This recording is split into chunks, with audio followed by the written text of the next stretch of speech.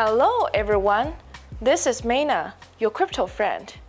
In this week's edition of CryptoMeina and Bitpush Weekly Web3 News, I will talk about the Gemini and DCG battle continues, SEC charges Gemini and Genesis, and Shanghai upgrade preparations.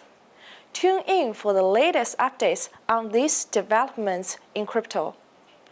Gemini's battle with digital currency group continued this past week, but the good news is that the crypto market got a boost after the release of the US December CPI data.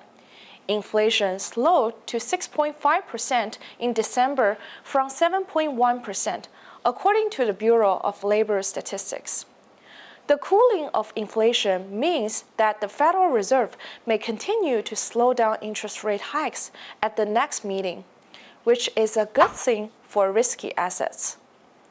Cryptocurrencies followed the rise of US stocks, and Bitcoin broke through 20,000 for the first time in nearly 2 months. The confrontation between Gemini and the digital currency group heats up. Gemini President Cameron Winklevoss claims that Genesis has lent 3AC $2.36 billion in assets, and it has lost at least $1.2 billion. DCG can only restructure Genesis or fill the gap of $1.2 billion. Winklevoss calls for the dismissal of DCG Chief Executive Barry Silbert.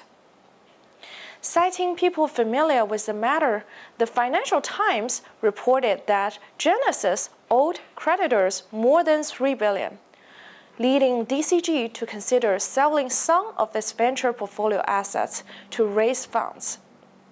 At the same time, every move in the crypto industry has drawn the attention of the US Securities and Exchange Commission, which accused Gemini and Genesis of selling unregistered securities to retail investors through its loan product, Another big movement that is about to usher in the crypto industry is the Shanghai upgrade. Ethereum developers have released a new developer network, DevNet2, preparing for the shadow fork of the Shanghai upgrade on the Ethereum mainnet in the next few weeks, which will pave the way for the Shanghai upgrade in March. Thank you for watching. See you next time. Bye!